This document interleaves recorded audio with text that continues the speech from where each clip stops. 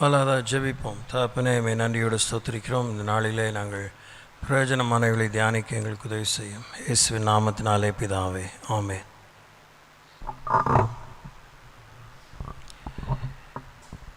இன்றைக்கு இன்றைய நம்முடைய நிலையிலே நாம் பின்மாற்றம் அடைந்தவர்களாக இருக்கிறோமா, இல்லை முன்னேறி கொண்டு இருக்கிறோமா?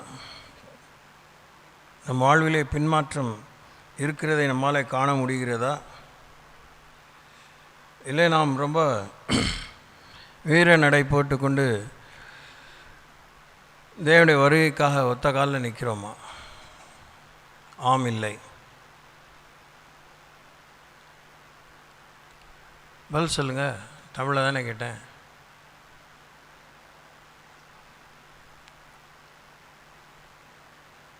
என்ன திருத்தன்னு முழிக்கிறீங்க?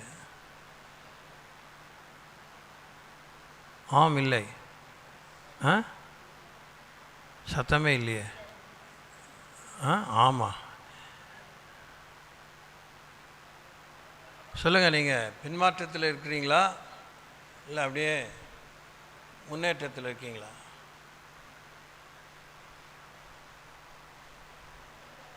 என்கிட்ட சொல்லி என்னமோ மானம் போகிறதா நீங்கள் யோசிக்க வேணாம். இப்படி பூசி முழுகாதீங்க காலம் பூரா. நம்ம சபையுடைய வீழ்ச்சிக்கு நீங்கள் தான் காரணம். நீங்களே தேவையில்லாமல் சபிக்கப்பட்டு போகாதீங்க. இதெல்லாம் எனக்கு மான வெக்கம் இல்லாமல் சொல்லிக்கிட்டே இருக்கேன். நல்ல மாட்டுக்கு ஒரு சூடு, நல்ல பிள்ளைக்கு ஒரு சொல்லு. அப்படிலாம் நீங்கள் அமுக்குனித்தனமாக சாதனை என்ன பண்ணியிருக்கீங்க? உங்கள் குடும்ப வாழ்க்கையில் என்ன சாதிச்சிருக்கீங்க? சமுதாயத்தில் என்ன சாதிச்சிருக்கீங்க? என்ன பணம் காசு சம்பாதிச்சிட்டிங்க? என்ன ஊரில் பேர் வாங்கிட்டீங்க? என்ன நற்கிரியை செய்து ஊரே உங்களை வாழ்த்துது? சொல்லுங்கள். எல்லாமே விசாரணைக்கு வரப்போகுதுங்கிற நிதர்சனமான உண்மை. இதெல்லாம் கடவுள் கத்திரிக்காவாக இதெல்லாம் ரிலிஜியஸ் இஷ்யூவாக யோசிக்காதீங்க. கடவுள் ஒரு பெரிய நிர்வாகி. அவர் ஒருத்தர் மாத்திரம்தான் நிர்வாகி. அவர் ஒருத்தர் மாத்திரம்தான் அனைத்து தேசங்களுக்கும் அதிபதி. அவருடைய ராஜ்யம்தான் நிலையான ராஜ்யம். அவர் தான் நித்திய ராஜா. இப்படிங்கிற பொது அறிவில், காமன் சென்ஸ், ஜென்ரல் நாலேஜில் கடவுளை யோசிங்க. இந்த கிறிஸ்துவ மதம் என்கிற அந்த மத போர்வையில் கடவுளை யோசிச்சு ஏதோ ஏமாற்றிக்காதீங்க. பயந்த மாதிரி, நடுக்கம் கொண்ட மாதிரிலாம் வேஷம் போடாதீங்க. பெண்களானாலும் ஆண்களானாலும், குடும்பத்தில் இருக்க பெண்களானாலும் இதெல்லாம் யோசிங்க. புரியாத பாஷையில் நான் உங்களோடு பேசுகிறத எத்தனையோ வருஷமாக நிறுத்திட்டேன். படிக்கிறேன், எழுதுகிறேன், நோட்ஸ் எடுத்துக்கிறேன். ஆனால் உங்களுக்கு புரிகிற மாதிரி தான் சொல்கிறேன். ஏட்டு சுரக்காய் கறிக்கு உதவாது.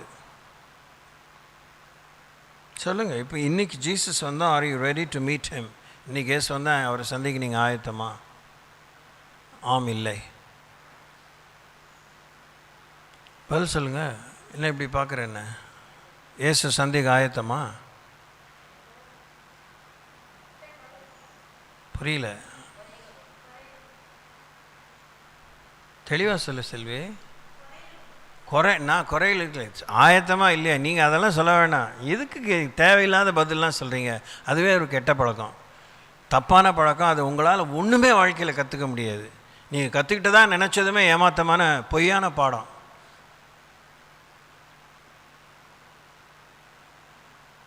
ஒரு ரொம்ப தப்பாகவே வாழ்கிறீங்க. நீங்கள் தப்பாக பேசுகிறீங்க, தப்பாக நினைக்கிறீங்க. அதான் நீங்கள் ஒன்று உடனே ஊர் உலகத்தை கேவலமாக நினைக்கிற பாவங்களை செஞ்சிட்டீங்கன்னு நான் சொல்ல வரல. இதெல்லாம் எத்தனை தடவை சொல்கிறேன். சமுதாய விரோதமான பாவங்களை செய்யறதுனாலும் you always living a lie. You are doing something wrong. வலது பக்கத்தில் வைக்க வேண்டியது ஏன் இடது பக்கத்தில் வைக்கிறீங்க? முன்னே வைக்க வேண்டியது ஏன் பின்னே வைக்கிறீங்க? உள்ளே வச்சுக்க வேண்டியதை ஏன் வெளியில் வச்சுக்கிறீங்க? புரியுதா உங்களுக்கு? அது மாதிரி தான் இப்படி நீங்கள் வாழணும். பொதுவான வாழ்க்கை வாழ்கிறதே அதுவே வேஸ்ட் தானே அப்படி வாழ்கிறதே. ஆன்மீக வாழ்க்கை நாம் இப்போ ஒரு சாயம் பூசிக்கிட்டோம். கடவுளோடு வாழ்கிற வாழ்க்கை, இல்லை கடவுள்கிட்ட போய் சேர வேண்டிய ஆயத்தமான ஒரு வாழ்க்கை. அப்படி தான் இன்னுமே சூப்பராக புரிஞ்சுக்கலாம். அவர் தான் உச்சகட்டமான நிர்வாகி, இறுதியான நிர்வாகி. அவர்கிட்ட போய் சேர முடியான ஒரு வாழ்க்கையை தான் 800 கோடி மக்களுக்கு ஆண்டவர் திட்டம் பண்ணியிருக்கிறாரு. அதில் எத்தனை பேர் போய் சேர போகிறோம்? ஆயத்தமாக இருக்கிறவங்க வந்து கூட்டிகிட்டு போவேன்னு சொல்லியிருக்காரு. இப்படிலாம் அது மாதிரிலாம் நீங்கள் பைபிளை படிச்சுக்க, அவர் சொன்னதெல்லாம் வாசித்து புரிஞ்சிக்க முயற்சிக்கணும். எந்த ஒரு இனிமேல் அட்லீஸ்ட் இந்த இப்போ கேட்டுட்டு இருக்க இந்த க்ஷணத்திலிருந்து ஸ்தோத்திரம் பண்ணிட்டோம், ஜெபம் பண்ணிட்டோம், ஆன்மீக சில இந்த கிறிஸ்டியன் டேர்ம்ஸ், கிறிஸ்துவ சொற்றொடர்களை உபயோகித்து ஆண்டவரை பிரியப்படுத்திட்டோம், இந்த நிர்வாகிக்கு வரவேற்புடையவர்களாக நம்ம வாழ்ந்துட்டோம் அப்படின்னு நீங்கள் நினைக்காதீங்க. இவர் நிர்வாகி. இனிமேல் கடவுளை ஒரு நிகர் நிலையான நிகரற்ற ஒரு நிர்வாகின்னு புரிஞ்சுக்கோங்க. அவர்கிட்ட தான் போய் சேரணும், அவர்கிட்ட தான் போய் கணக்கு கொடுக்கணும், அவர் தான் விசாரிக்க போகிறார். He is not going to let anyone go without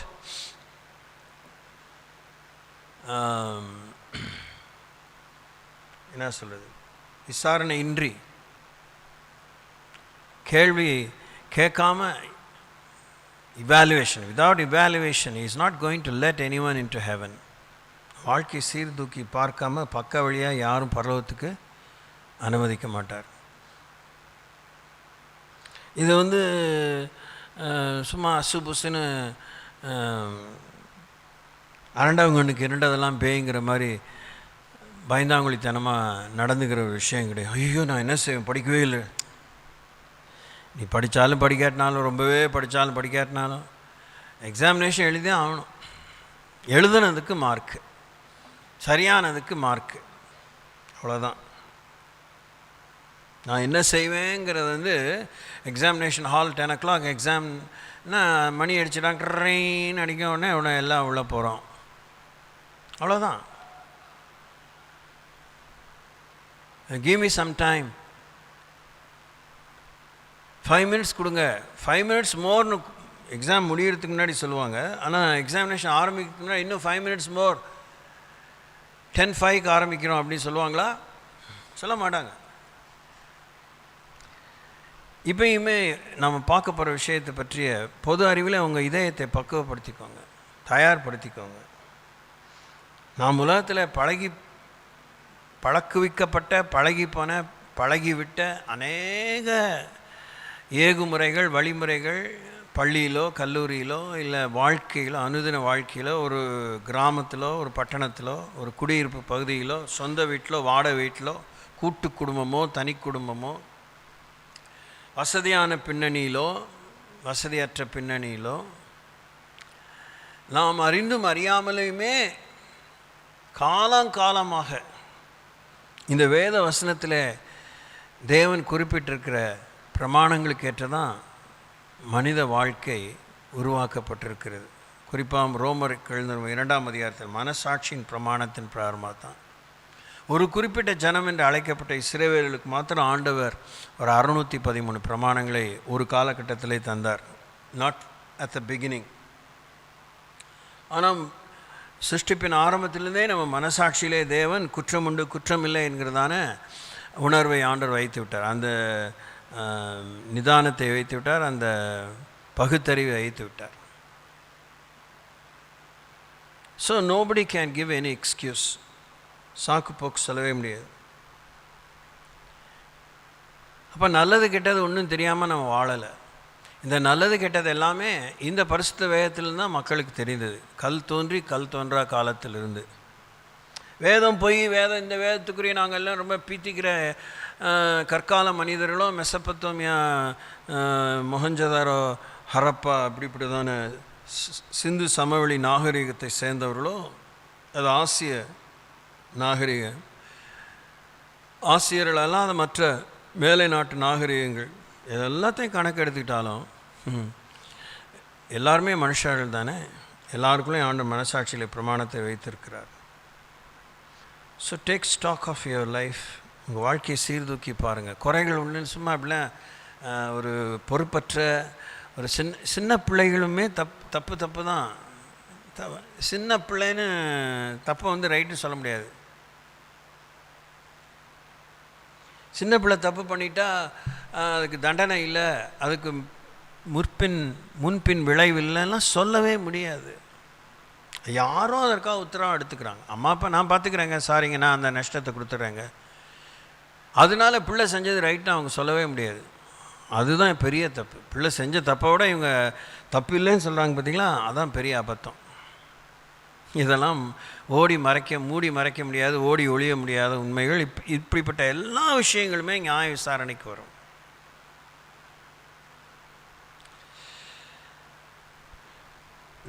நாம் எல்லாருமே முதலீடு பெற்று வாழ்கிறவர்கள். வெறுங்கையில் முளம் போடுறவங்களே இல்லை.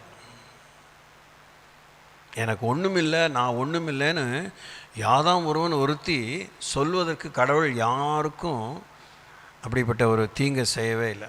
மாற்றுத்திறனாளிகளாக பிறந்திருந்தாலும், even if they are going to be deformed in the mother's womb and they are going to be born with some deformity, they cannot blame God. ஒரு ஊனத்தோடு கூட பிறக்க போகிற கற்பத்தில் இருக்கிற குழந்தை கூட கடவுளத்தை குறை சொல்ல முடியாது, என்னை ஏன் இப்படி ஊனமாக படைச்சிங்கன்னு. they cannot. இதெல்லாம் அச்சுறுத்தும் விஷயம் இல்லை. இதெல்லாம் அண்மையான காலங்களிலே மறுபடியும் நான் செய்கிற ஆய்விலே வலியுறுத்தப்படுகிற நிலைநிறுத்தப்படுகிற பேருண்மைகள். இப்போ இன்னொரு வசனத்தை வாசித்து நாம் பார்க்க வேண்டிய சிந்தைக்கு செல்லுவோம். பிரசங்கின் புத்தகம் 7ஆம் அதிகாரம் 29ஆம் வசனம். The book of Ecclesiastes chapter 7 verse 29. இதோ தேவன் மனுஷனை செம்மையானவனாக உண்டாக்கினார், அவர்களோ அநேக உபாய தந்திரங்களை தேடிக்கொண்டார்கள், இதை மாத்திரம் கண்டேன். கடவுள் எல்லாரையும் செம்மையானவர்களாக தான் உண்டாக்கினார். கடவுள் செம்மையானவராக தான் உண்டாக்கினார். நாம் உடனே கூனு குருடு முடம் அப்படி அதெல்லாம் செம்மை அல்ல அப்படின்னு நம்ம சொல்லுவோம். தேவன் மனிதனை செம்மையானவனாகத்தான் உண்டாக்கினார்.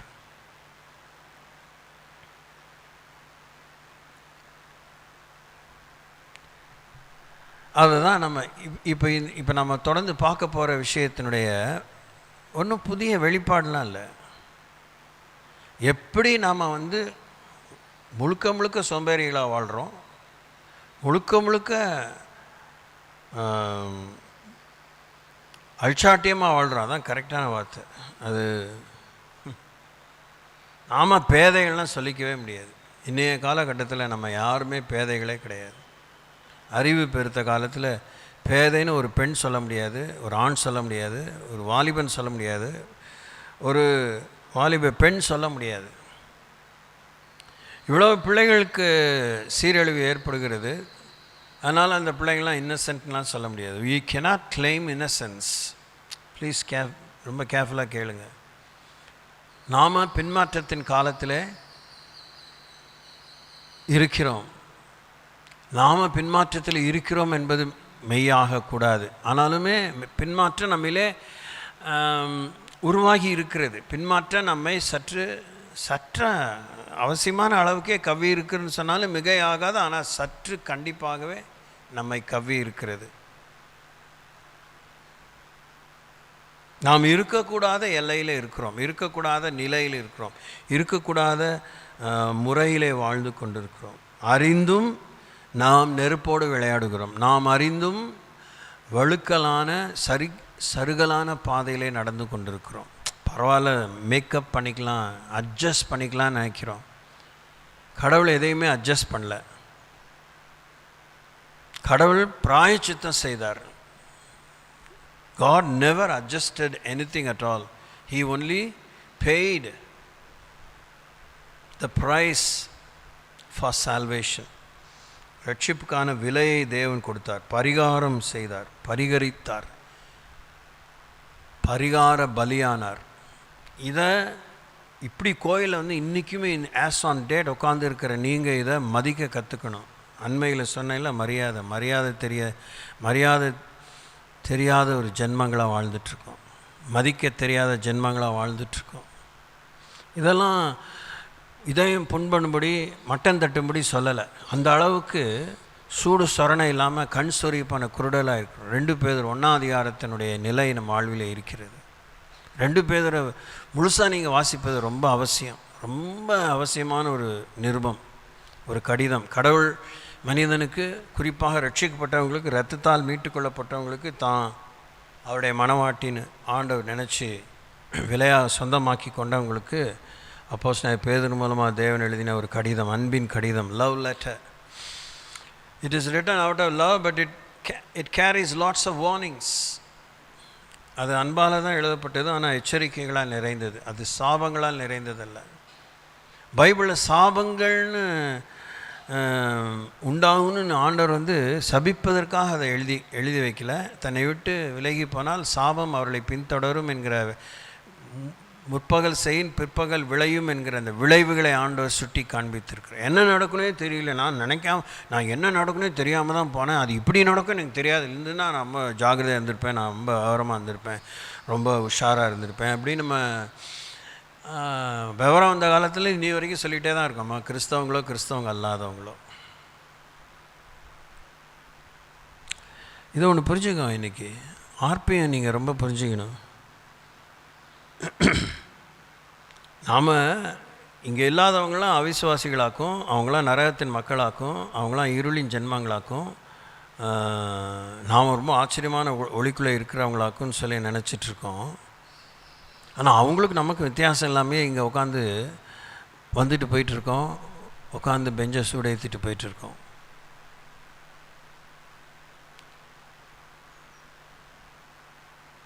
இந்த நிலை மாறணும்.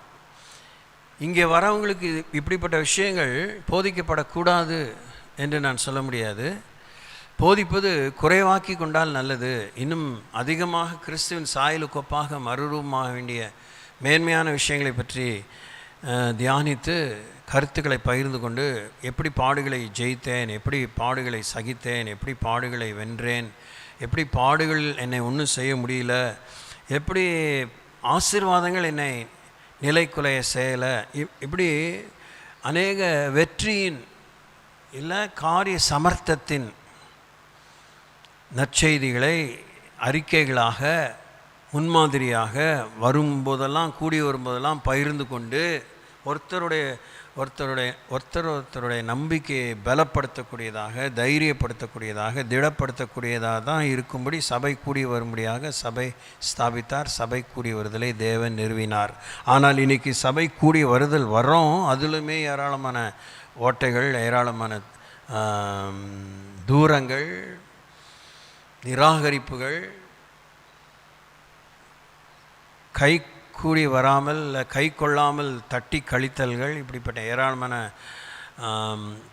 தவறுகள் நடந்து கொண்டிருக்க, அதிகமாக இல்லை சராசரியான அளவுக்கு சற்று அதிகமாகவே நடந்து கொண்டிருக்கிற சபை கூடி வருதலின் போக்கு என்ன?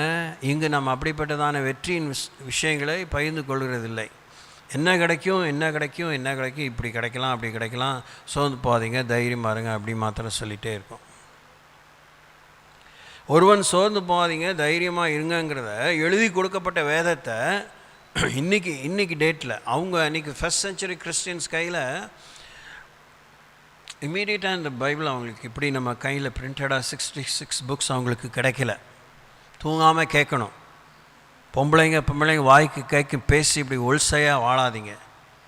ஆண் பெண்ணென்று ஆண்டவர் பார்க்காம ஆண் என்றும் இல்லை, பெண் என்றும் இல்லை, யூதன் என்றும் இல்லை, கிரேக்கனும் என்றில்லை, அடிமை என்றில்லை, சுயாதன் ஏழை என்றில்லை, பணக்காரன் இல்லைன்னு சொல்லி எல்லாத்தையும் சமமாக உண்டாக்கிட்டு அதுக்கு வேண்டிய பிராயச்சித்தத்தையும் அதுக்குரிய விலையும் கனத்தையும் கொடுத்த பிற்பாடு அபத்தமாக பேசாதீங்க. கடவுளை பேருக்கு இழுக்கா வாழணும்னு வாழாதீங்க. அவன் வாழ்றானா, இவன் வாழ்றானா, அவள் வாழ்றாளா, இவன் வாழ்றா, இப்படி பேசியே வாழ்க்கையை வீணாக்கி அடி இல்லாத குழிக்கு போகாதீங்க. Don't you go to the bottomless pit. எழுதப்பட்ட வேதம் போதிக்கிற எனக்கும் தான், கேட்குற உங்களுக்கும் தான். யார் பூனைக்கு மணி கட்டுவான்னு உலகம் ஓடிட்டுருக்கு. யார் பூனைக்கு மணி கட்டுவான்னு எவ்வளோ தான் நீங்கள் டிபேட் பண்ணாலும், அதை பட்டிமன்றம் போட்டு என்ன தான் ஆலோசனை மன்றங்களை கூட்டி எல்லாம் ஆலோசித்து கொண்டிருந்தாலும் சாக வேண்டிய எலிகள் செத்துக்கிட்டே இருக்கும். சாவும், நீ சாவு, நான் சாவேன், முன்னால் நான் கேட்டேன், என்னால் நீ கேட்டேன், 2 பேரும் குளிக்குப்போம் சொல்லுவோம். எதுக்கு ஊரை மெப்பிக்கிறதுக்கு வாழணும்? எதுக்கு வேஷமாக மாய்மாலமாக வாழணும்?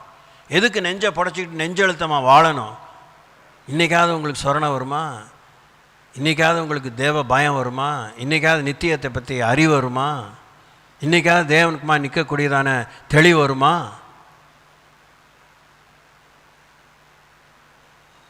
கண்ணே இல்லாதவங்க எப்படி வாழ்கிறாங்க? பேசவே முடியாதவங்க எப்படி அந்த மொழிகளை கற்றுக்கொண்டு, சைன் லாங்குவேஜை கற்றுக்கொண்டு எப்படி சர்வைவ் ஆகிறாங்க? அவங்கள விட ஆண்டவங்களா 1000 மடங்கு ஆசீர்வதிச்சு வைக்கலையா?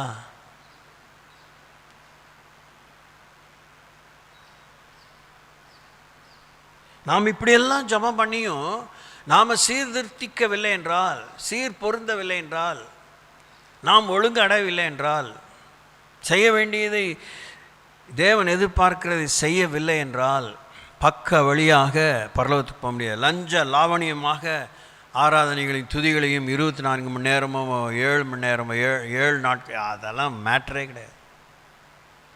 சமயத்தில் யாரோ இன்னைக்கு காலையில் யூடியூப் ட்ராவில் தான் பார்த்தேன், பேர் சொல்ல விரும்பல, ஒருத்தர் சொல்கிறார், அவருமே சரியாக டாக்குமெண்டேஷன் இல்லாமல் வாய்க்கு வந்த மாதிரி பேசுகிறார். அத்தனை வருஷம் ஒருத்தர் விடாமல் உபவாசித்தாராக்கும், ஜெபிச்சாராக்கும், டெய்லி 7 hours அத்தனை வருஷம் பண்ணாராக்கெலாம் சொல்கிறாரு. அதை உடனே கீழே ஒரு காமெண்ட் வருது, live comment, it's such a big lie. அந்த மனுஷனை பற்றி எனக்கு தெரியும், அந்த மனுஷன் பிறந்த ஊர் தான், அந்த மனுஷனை நல்லாவே தெரியும், இது மாதிரி அவன் வாழ்க்கையில் ஒரு குறிப்பு கூட இல்லை, அந்த மனுஷன் வாயால் அது சொல்லவும் இல்லை.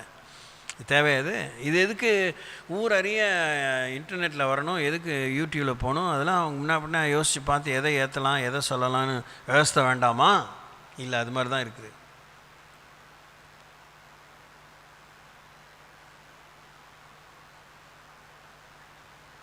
இதெல்லாம் எதுக்குங்க?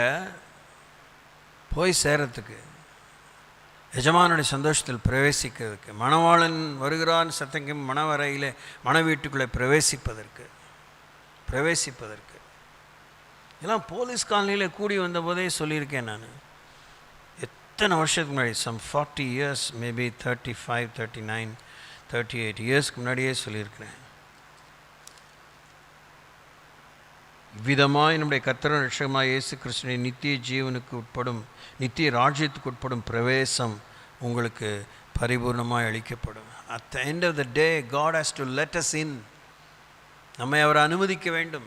கிருபையை பற்றி போதிச்சதுனால அவருக்கு தலையில் கோழி கொண்டையில் ஐஸ் வச்ச மாதிரியா? வாய்ப்பே கிடையாது. You can't come anywhere near God with any justice.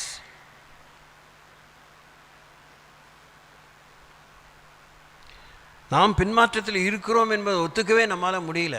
ஒத்துக்க வைக்கிறது என் வேலை இல்லை. That's nonsense.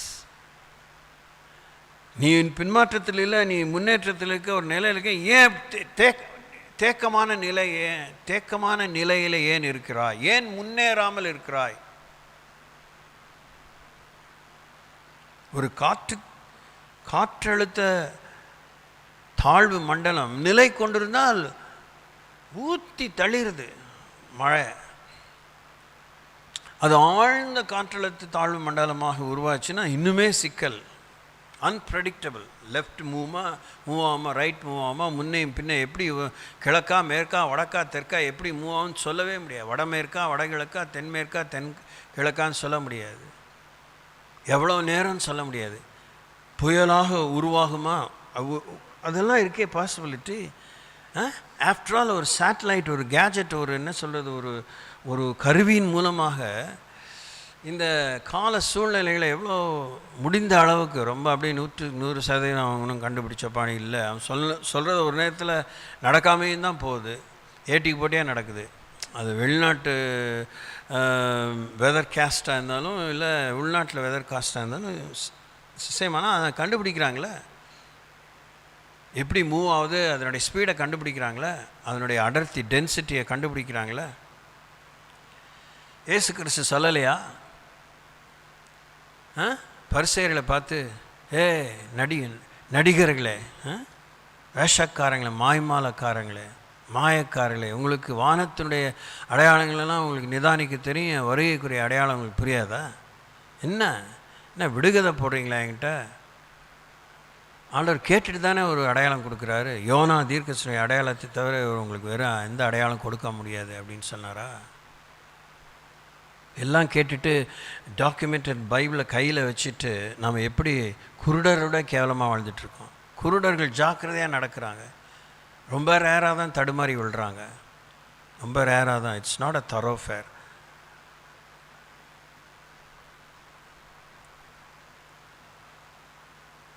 இதெல்லாம் நமக்கு தேவை. நான் 4 பேரை 4000 பேரை 4 கோடி பேரை 400 கோடி பேரை பரலோகத்துக்கு அனுப்பிட்டேன், நான் நரகத்துக்கு போயிட்டேங்கிறது வெற்றியா? நியாயமா?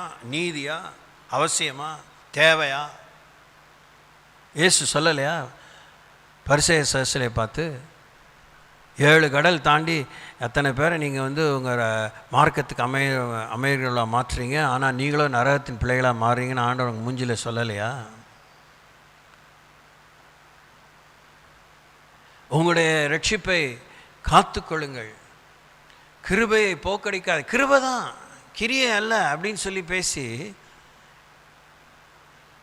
தகுதியை இழந்துடக்கூடாது. கிருபையினால் நமக்கு கிடைக்கிறது என்ன? தகுதி.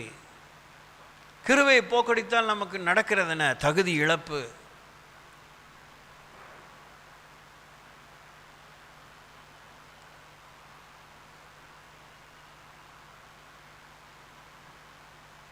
நீங்கள் தான் உண்மையாக யோசிக்கணும். நான் சொல்ல வேண்டியது நான் உணர்ந்ததை சொல்லுவேன். அது உங்கள் மேல் வைக்கக்கூடிய புகாராக இருப்பதாக நீங்கள் இத்தனை ஆண்டு காலங்களாக அப்படி தான் எடுத்துக்கிறீங்க. நான் உங்களுடைய நிலையை உங்களுக்கு சுட்டி காமிக்கிறேன். இதெல்லாம் நமக்கு கேட்டு பழகி போன விஷயங்களாம் ஒன்றும் புதுசாக இப்போ சொல்ல போகிறதில்ல. ஆதி அன்பு நம்மளே இல்லை. அந்த ஆதி பாதி நடு அதான் எதுவுமே நமக்கு புரியல. அன்பே புரியல. நம்ம அன்பு புரிஞ்சிக்க இஷ்டப்படலை. அந்த மாதிரி எவ்வளோ நடைமுறை உண்மைகளை சொல்கிறேன். அன்பு நம்ம விரும்புகிறோம், நாயா பேய விரும்புகிறோம், அலாதி மோகம் கொண்டு அலையிறோம், அல்லாடுறோம். ஆனால் அன்பை நம்ம புரிஞ்சிக்க விரும்பலை. நாம் விரும்புகிற அன்பு வேறு, தேவன் நமக்கு பாராட்டுகிற அன்பு வேறு. தேவன் எதிர்பார்த்து நாம் அன்புள்ளவர்களாக இருக்கிறோம், அன்பிலே நடந்து கொள்கிறோம்.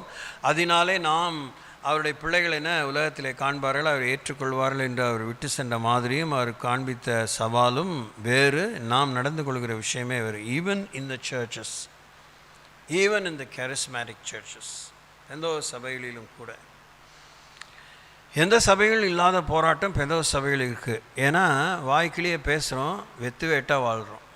பேரு பெத்த பேரு தாய்ந்து நீள் எதுன்னு இருக்கிறோம். That's why.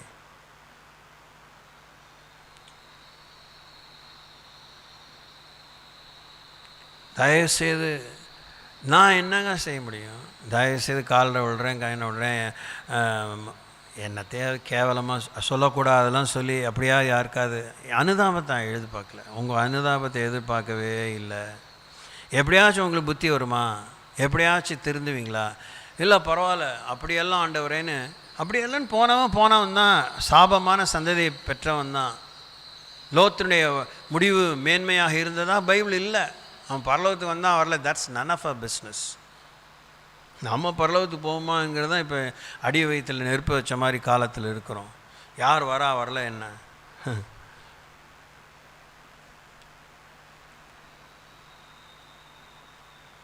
கடவுளுக்கு நீங்கள் மரியாதை சம்பாதிச்சுலாம் கொடுக்கணும் அவசியமே இல்லை.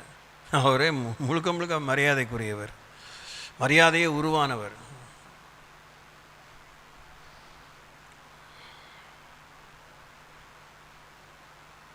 பின்மாற்றம் என்பது ஒரு ஆன்மீக வார்த்தை அல்ல. It's a common sense word. Commitment. அர்ப்பணத்திலிருந்து விலகுகிறோம், உண்மையிலிருந்து பிசகுகிறோம், பிடியிலிருந்து தளருகிறோம். பிடித்தமானது இன்ட்ரெஸ்ட் குறையுது, விருப்பம் குறைகிறது, ஐக்கியம் முறிகிறது. இப்படியே எவ்வளோ விஷயங்களை வார்த்தைகளை நீங்கள் பொது அறிவில் நீங்கள் பார்க்கலாம். அதான் பின்மாற்றம். பின்மாற்றம் என்பது ஒரு இடத்திலிருந்தும் நகரலாம், ஒரு நிலையிலிருந்து விலகலாம், ஒரு உறவிலிருந்து விலகலாம், ஒரு மனிதனிடத்திலிருந்து விலகலாம், ஒரு மனுஷனிடத்திலிருந்து விலகலாம், ரொம்ப பந்தமான புனிதமாக கருதுகிற திருமண வாழ்விலிருந்து விலகலாம். தட்ஸ் ஆல்சோ அதுக்கு பேர் தான் ஒரு குறிப்பான வார்த்தை என்னது, விவாகரத்து, டிவோர்ஸ். எதனாலே? அன்பு குறைவினாலே. வாசிக்கலாம். மத்தேயு எழுதின சுவிசேஷம் 24ஆம் அதிகாரம் 12ஆம் வசனம். Book of Matthew's gospel chapter 24 verse 12. அக்கிரமம் மிகுதியாவதினால் அநேகருடைய அன்பு தணிந்து போகும். இது பெரிய தீர்க்கதரிசனமாக கர்த்தரா இயேசு சொன்னதுனால் தீர்க்கதரிசனம் தான். ஆனாலும் அந்த தீர்க்கதரிசனத்துக்கு நிறைவேறுதலாக நான் ரொம்ப ஃபஸ்ட் கிளாஸ் எக்ஸாம்பிள், எல்லாமே ஒரே அக்கிரமமாக இருக்குது, அதனால் எனக்கு அன்பே இல்லை அப்படின்னு நீங்கள் சொன்னீங்கன்னா யூ ஆர் அ ஃபூல். நீ ஒரு முட்டாள், நீ ஒரு மூர்க்கன், நீ ஒரு மூர்க்கச்சி. அநேகருடைய அன்பு தணிவதனால் அக்கிரம மிகுதியாகுதுன்னா அநேகருடைய அன்பு தணிந்து போகுங்கிறது ஒரு நிறைவேறக்கூடிய ஒரு கடைசி கால அடையாளமாக தேவன் காமிச்சிருக்காரு. நீ ஏன் அந்த அடையாளமாக இருக்க? நீ ஏன் யூதாஸ் காரியத்தை இருக்க விரும்புகிற? ஏன் யூதாஸை படைச்சாருன்னு இன்னும் அந்த குப்பத்தனமாக கேள்வி கேட்குற அந்த கூட்டத்தில் நீ ஏன் ஒருத்தியாக இருக்கிற? அப்படி ஒருத்தன் உண்டாக்கியும் அவனை 12 பேரில் ஒருத்தனை தெரிஞ்சு அவன் திருந்தணும்னு ஆண்டவர் கூடயே வச்சுக்கலையா? அவன் விரும்பின பணப்பைய அவன் கையிலேயே கொடுக்கலையா? அவன் திருட்டுப்பைய, காசை திருடிடுவான், ஏமாத்திடுவான், ஊழியமே நமக்கு நடக்காது, கையேந்தி பவன் ஆயிடுவான் அப்படின்னு நினைக்கல ஆண்டவர். ஆனால் அவனுக்கு பேராசை இன்னும், அவன் கையிலேயே பணம் கொடுத்துருந்தாலும் பேராசை போகலை. இன்றைக்கி நம்முடைய கேவலமான நிலை எவ்வளோ தெரியுமா? அதுதான் நம்முடைய கேவலமான நிலைமை.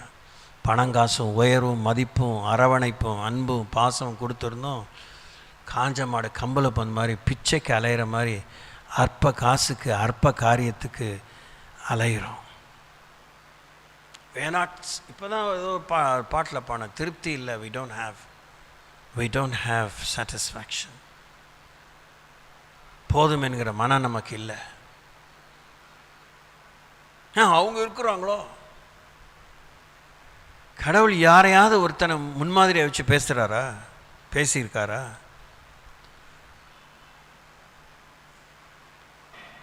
நான் கிறிஸ்துவை பின்பற்றுவது போல என்னை பின்பற்றுவீர்கள் பவுல் சொன்னாலும் அதை பற்றி ஆண்டவர் கமெண்ட் அடிக்கவே இல்லை, ரைட்டு தப்புன்னு சொல்லவே இல்லை.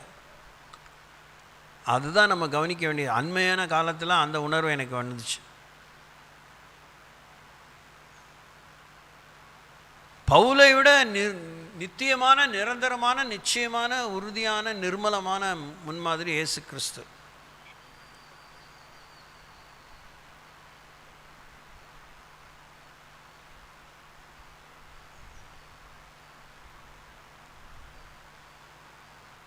சபையில் போகிறது, இந்த ஃபார்மாலிட்டிஸ்லாம் கை கொள்றதில் திருப்தி ஆயிடுது. I will make it to ஹெவன்னு நினைக்காதீங்க. போதிக்கிற நானுமே அப்படி நினைக்கல. ஆதி அன்பு நம்மளே loss of first love and spiritual ஆப்பத்தி.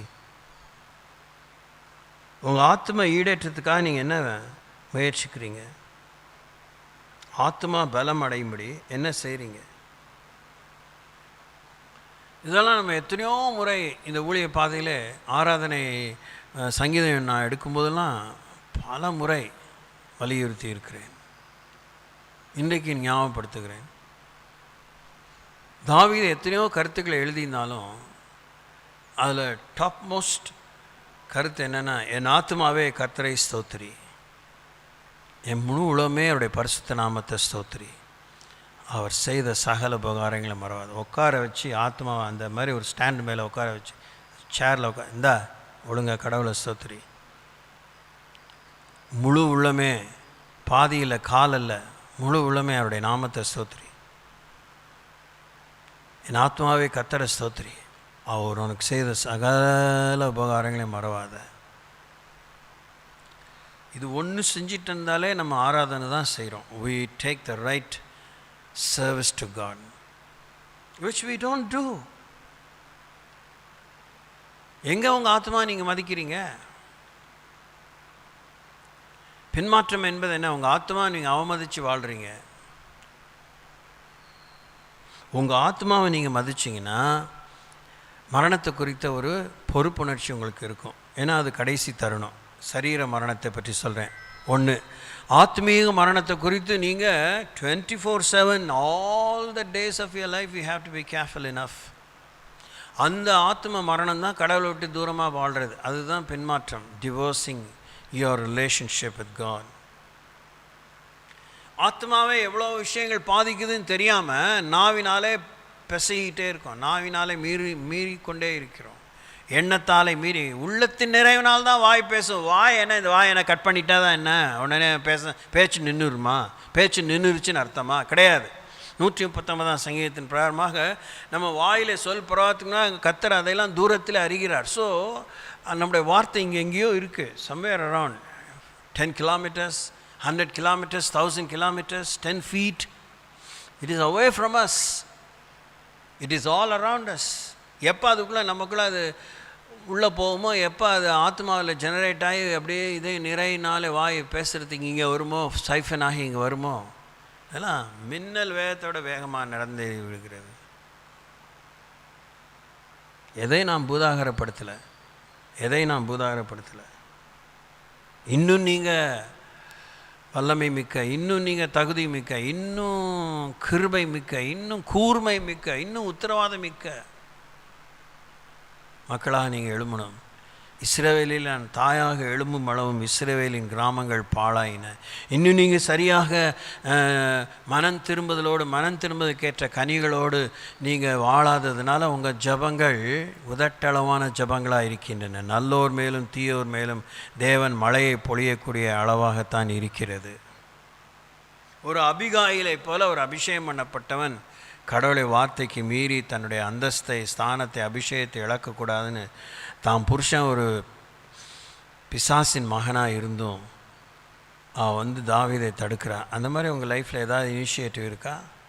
எவ்வளோ வசனங்களை ராணி மூலமாக கேட்டிருக்கீங்க. எல்லாம் பைபிளில் உங்கள் கையில் இருக்குது. ராணியை விடுங்க, என்ன விடுங்க, யாரையோ விடுங்க, அதை பற்றிலாம் மேட்ரே கிடையாது. மனுஷியோ மேட்ரே. உங்கள் கையில் பைபிள் இருக்குல்ல, வாய்க்கைகள் பைபிள் தான் எனக்கு எல்லாம் சொல்கிறீங்களா? தியானத்தில் என்ன பரிச்சு, என்ன எழும்பியிருக்கீங்க? இதெல்லாம் கடவுள் உங்கள் வாழ்க்கையில் கேள்வி கேட்போம். உங்கள் மேலே தேவன் ஊற்றின தேவதானங்கள், என்டவுமெண்ட்ஸ், உங்கள் மேலே ஊற்றின அருள், உங்கள் மேலே ஊற்றின கிருபை, உங்கள் மேல் தேவன் காண்பிக்கிற பொறுமை, என்ன கனி கொடுக்குறீங்க?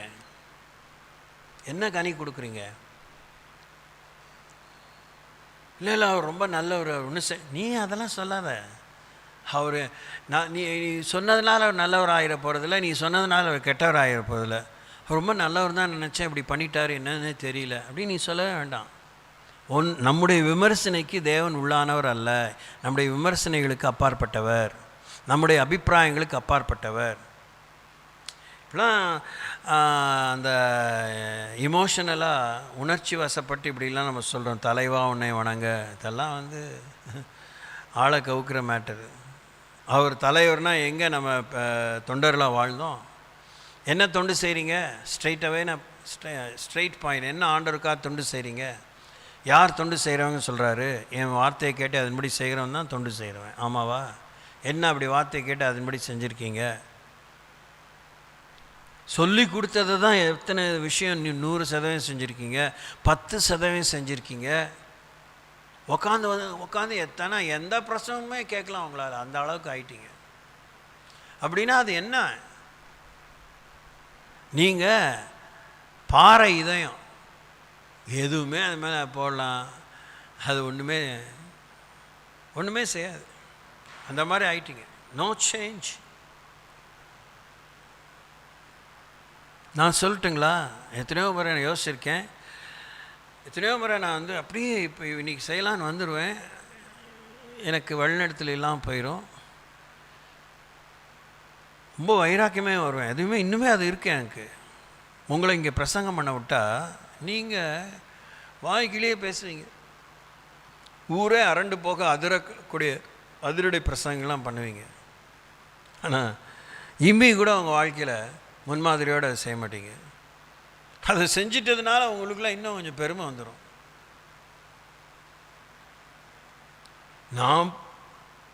நான் திட்டுறது பத்தாதுன்னு நீங்கள் இங்கே இருக்கிற எல்லாரையும் படைச்சி வாருவீங்க. உங்களை பற்றி நான் தீர்க்கதரிசனமாக சொல்கிறேன், உங்கள் மூஞ்சியை பார்த்து தான் சொல்கிறேன். நான் சொன்னால் ஒன்று வார்த்தை கூட கீழே விழாது. நான் கடவுளை வேலைக்காரன், தேவ சமூகத்தில் இருந்துட்டு தான் வரேன். என்ன தேவ சமூகம்னா என்ன? எங்கள் புகையா? எங்கள் வீட்டில் இதே ஒரு ரூம் தான், கட்டணம் தான், பைபிளும் கைமா இருந்துட்டு உயிர் துணை இருந்துட்டு வரேன்.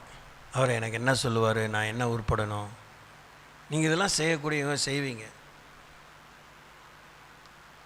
நீங்கள் செஞ்சதுக்கே உன் வாயின் வார்த்தையினால் பிடிபட்டாய், உன் வாயின் வார்த்தையினாலே சிக்குண்டாயின்னு தான் நீங்கள் வாழ்கிறீங்க. அது உங்களுக்கு தேவையா?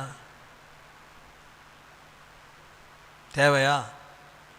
இந்த நம்ம மற்றவங்களுக்கு போதிக்கிற நீங்கள் இந்த காரியத்தை ஏன் செய்யலை? why you did not initiate doing that on a personal level?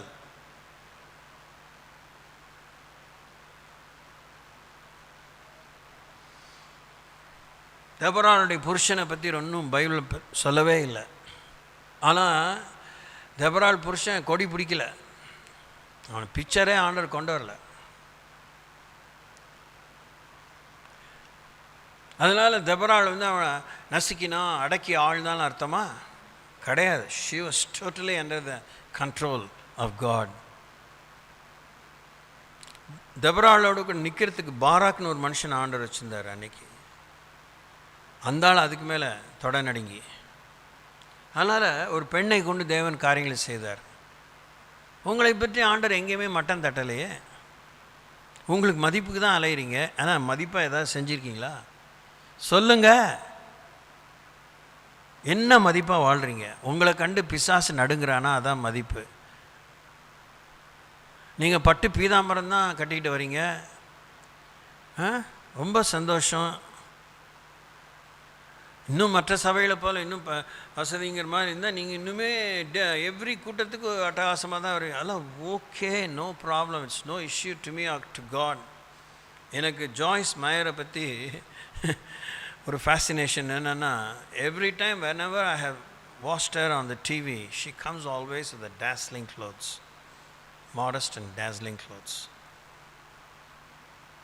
அந்த அம்மாவை பற்றி ஒன்று படிச்சிருக்கேன் நான். காஸ்ட்லியாக ட்ரெஸ் வாங்கும், பக்கா ட்ரெஸ் பண்ணிவிட்டு கத்தருக்கு ஊழியம் செய்யும். அதெல்லாம் ஒரு தடவை தான் உடுத்தி கொள்ளுமா, உடனே அதை அப்படியே ஏழைப்பாளைகளுக்கு அந்த டிஸ்ட்ரிபியூஷன் சென்டருக்கு அனுப்பிடுமா. செகண்ட்ஸ் க்ளோத்ஸ், செகண்ட், அதாவது சால்வேஷன் ஆர்மின்னு 1 or 2 ஆர்கனைசேஷன்ஸ் பக்காவை க்ளீன் பண்ணி அந்த என்ன அதுக்கு என்ன சொல்லுவாங்க, அந்த ட்ரை வாஷ் பண்ணி ட்ரை க்ளீன் பண்ணி அனுப்பிடுமா. இப்போ அதனால் எதையும் நான் நியாயப்படுத்திக்க வரல, எதை நியாயமாக எதையும் சொல்லலை. ஆனால் நாம் என்ன தான் ட்ரெஸ் பண்ணாலும் லைஃப்பில் எதை ஜெயிச்சிருக்கோம்?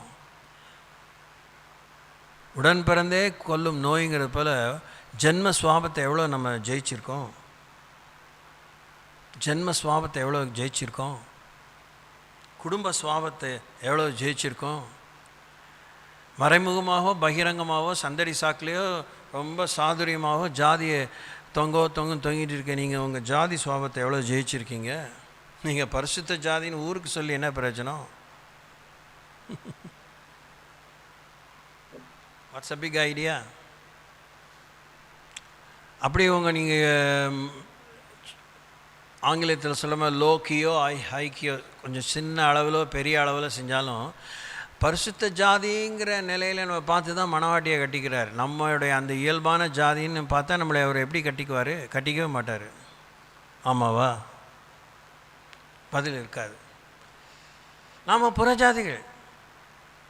ஜென்ரலாகவே அந்த யூதர்களை தவிர நம்ம எல்லாருமே புறஜாதிகள். அதில் ஒஸ்தியோ மட்டமோ காட் டஸ் நாட் கேர். இப்போ தான் தலித்தின மக்கள் எவ்வளோ துரோகமாக அந்த மாதிரி பண்ணுறானுங்க. எவ்வளோ ஒரு இருதயம் உடையும், எவ்வளோ ஒரு கோபமாக இருப்பார், எவ்வளோ வெறுப்பாக இருப்பார், வேதனைப்படுவார். கண்டிப்பாக அது கணக்குக்கு வரும், விசாரணைக்கு வரும். மனம் திரும்பாத பட்சத்தில் 7ஆம் சங்கீதத்தில் வாசிக்கிறோம், அவர் பட்டயத்தை கருக்காக்குவார். He will.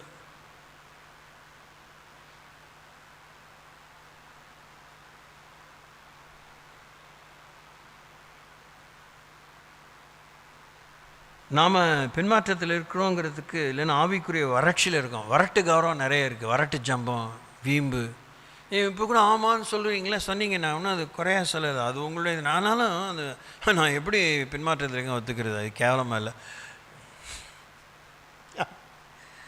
தெரியாமல் தான் மிதித்தோம், அதுக்கு என்ன பண்ண முடியும்? மிதித்தது அசிங்கம், அவ்வளோதான், முடிஞ்சிச்சு. நான் கழுவிக்கணும், அவ்வளோதான் மேட்டர். நான் இருக்கல, அதெல்லாம் வந்து ஒட்டிக்கிச்சு, ஏன் விட்ட புரியுதா உங்களுக்கு? So why this spiritual backsliding, dryness, வறட்சி, decrease in prayer and Bible reading. நீங்கள் ஜெபிக்கிற ஜபத்தம் ஒரு 5 நிமிஷம், 1 மணி நேரம் இருக்குது. 1 மணி நேரம் சாலிடாக பைபிள் படிக்கிறீங்களா?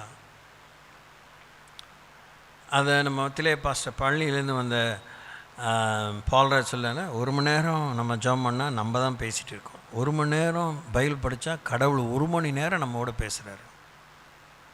நாம் 1 மணி நேரம் என்ன, ஒரு 4 நிமிஷம் கடவுள்கிட்ட பேசினாலும் ஏதாவது உருப்படுறோமா? ஏதாவது நமக்கு தெரியுதா? எதாவது விளங்கிக்கிறோமா? கடவுள் கேட்டால் ஏதாவது நிச்சயத்தோடு எழுதி சொல்லியிருக்கேன், நம்பிக்கிட்டு இருக்கேன். ஆனால் 1 மணி நேரம் தேவன் நம்மகிட்ட பேசினா இப்படி முக்கிய மனகி மூச்சை போட்டுட்டு இருப்பான்னு நினைக்கிறீங்களா? இல்லை, always speaks very clearly, straight. இப்போ நான் இதெல்லாம் உங்களுக்கு எப்படி சொல்கிறேன்? என்ன ஒன்றும் புதுசாக சொல்லலை, நானும் தான் புதுசாக தான் கேட்கணும் தான் போய் உட்காடுறேன். அந்த காரணம் எதுக்காக? இரண்டாவது, loss of joy and peace. நம்ம ஜபத்தில் சந்தோஷம் இல்லை, சமாதானம் இல்லை. அதை உங்களால் ஒத்துக்கவே முடியல. நீங்கள் ஜப கூட்டத்துக்கு வந்து போனதுங்கிற ஒரு ஆஜர் மாத்திரம் தானே ஒழிய சந்தோஷத்தோடு நிறைஞ்சு போனீங்க, சந்தோஷத்தை கொண்டு போனீங்க, துக்கத்தை விட்டுட்டு போனீங்க. இல்லை, துக்கத்தையும் அது விட்டுட்டு போங்க, சந்தோஷத்தை கொண்டு போகட்டினாலும். அதுவும் தான் இல்லை, குப்பையை கொட்டிட்டு குப்பையே எடுத்துக்கிறீங்க, கூடையோட குப்பையை எடுத்துகிட்டு போயிடுறீங்க. ஆமாவா? நான் தான் பார்க்குறேனே, ஓயாமல் இத்தனை வருஷமாக பார்க்குறேனே. இங்கே கூட்டம் முடிஞ்சோன்னா அங்கே போய் குப்பையை பேசிட்டுமே, அங்கே கொட்டினது போக மீதி இருக்குல்ல, தனியாக வாங்கி. ஆமாவா? ஏன் இப்படி பார்க்குறீங்க? நீங்கள் என்ன எப்படி பார்த்தாலும் ஒன்று தான், அதெல்லாம் கடந்து வந்துகிட்டே இருக்கேன். விருட்டு வீட்டுக்கு தான் எஞ்சி போகிறீங்க, ஆனால் எங்கேயாவது எப்படியோ பேசுகிறீங்க ஒருத்தரோட. நீங்கள் ஒன்றும் you are not quite as you see. நீங்கள் அமைதியின் சொரூபமா? கொந்தளிக்கிற எரிமலை. Shame on you. உங்கள் வீட்டுக்கு நான் வரேனா? உங்கள் வழியில் நான் வரேனா? இதை ஏன் என்னால் சொல்ல முடியுது? ஏன் இதை சொல்லணும் இருக்கேன்? பெரிய வெற்றியா? என்ன சாதனையா இது? கொடுமையான துக்கம், வயிறுலாம் உஷ்ணமாக இருக்குது, கஷ்டமாக இருக்குது.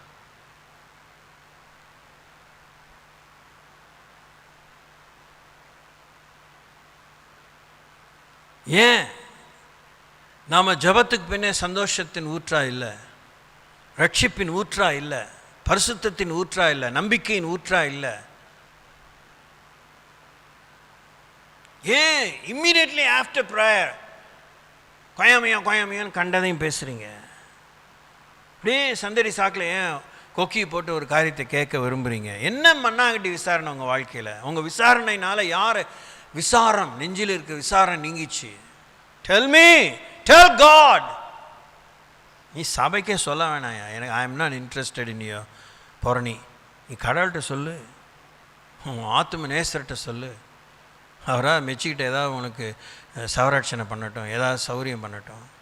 கடவுள்கிட்ட போய் இதெல்லாம் சொல்லுவீங்களா? வாய் வருமா?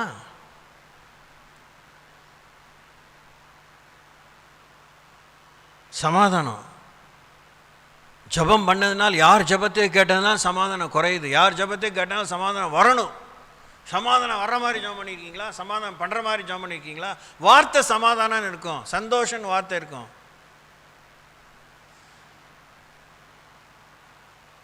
இன்னும் நாமே இவ்வளோ தேவையில் இருக்கும்போது நம்ம முன்னேறலை, நாம் தேங்கி இருக்கிறோம், பின்மாற்றம் அடையலைங்கிற பெரிய ஒரு பழியாக நீங்கள் ஏற்றுக்காட்டினாலும் ரொம்ப சந்தோஷம், பெரிய கும்பிடு. ஆனால் தேங்கின குட்டையாக இருக்கிறீங்களே, அதில் கொசும் தேரையும் நாரையும் தானே இருக்குது. You are not moving forward. உங்கள் அபிஷேகத்தால் எந்த நுகம் முறிஞ்சிச்சு? Disinterest in fellowship with other believers. பின்மாற்றத்தின் 3வது அடையாளம் என்ன? அடுத்தவங்களோடு உங்களால் ஐக்கியமாக இருக்கவே முடியல. இதெல்லாம் உருப்படாமல் எப்படி எழுப்புதல் வரும்? இதெல்லாம் உருப்படாமல் எப்படி பரலோகம் வானம் திறந்து வல்ல ஆவியேன்னு எப்படி வர முடியும்? கிறிஸ்துவே பல அங்கங்கள் கொண்ட ஒரே சரீரம், அவர் தலை மாத்திரம்தான். கிறிஸ்துவின் தலை நாம் ஊருக்கு எப்படி தெரியுமா காமிக்கிறோம்? ஏரோதியாளுடைய மகள் சலோமி, அவள் வந்து நடனம் ஆடின ஒரு பாடு அவள் பரிசு கேட்டா. அவள் போடுறா, போய் கேளு ஏரோதுக்கிட்ட, யோவான் ஸ்நானனை தலையை கொண்டு வானே. தலையை மாத்திரம் வெட்டிட்டு தட்டில் கொண்டு வந்து கொடுத்த மாதிரி நாம் இன்னைக்கு கிறிஸ்துவின் தலையை தூக்கிட்டு சுமந்துட்டுருக்கோம். சொன்னால் கலவரப்படுவீங்களோ?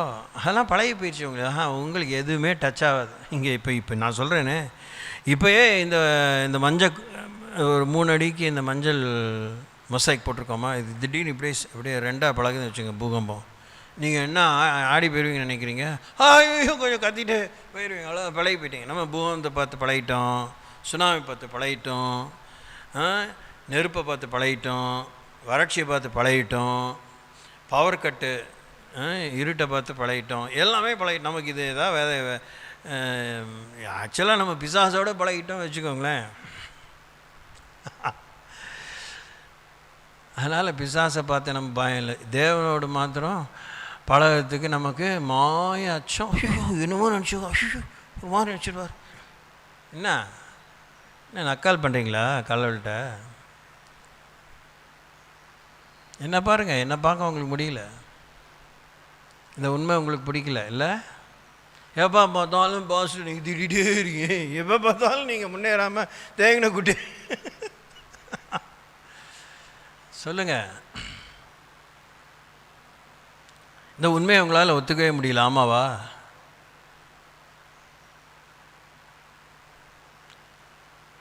நீங்கள் இப்போ தான் பண்ணோம், உம்மோடு இருக்கணுமே,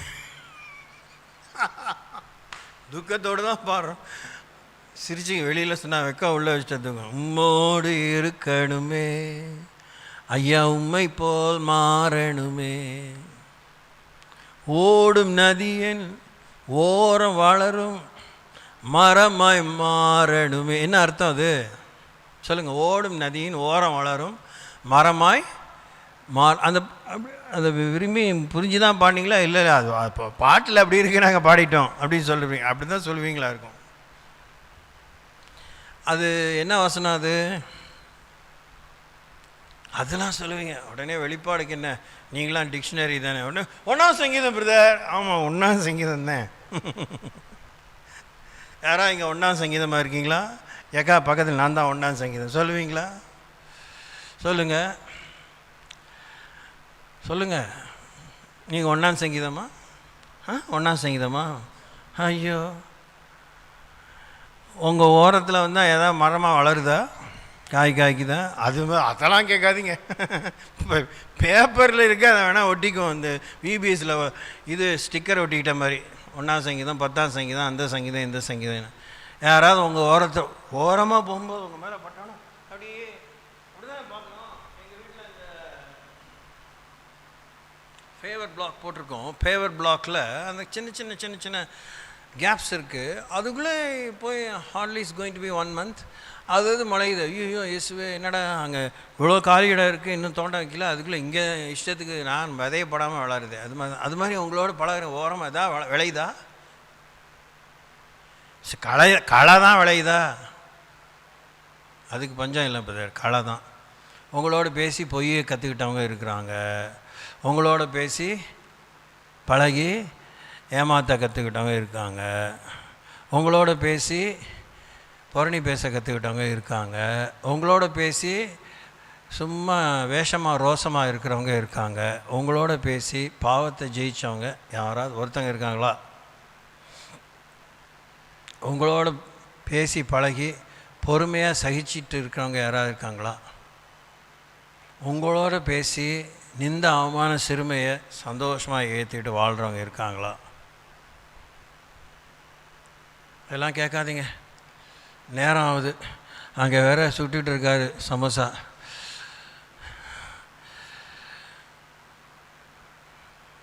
எப்படி ஆர்பிஎம் பெண்களே, பக்த சிரோமணிகளே, சியோன் குமாரத்திகளே, தலைவா நம்ம கவுக்காமல் இருந்தால் ரைட்டு, சோத்திரம் வாழுங்க.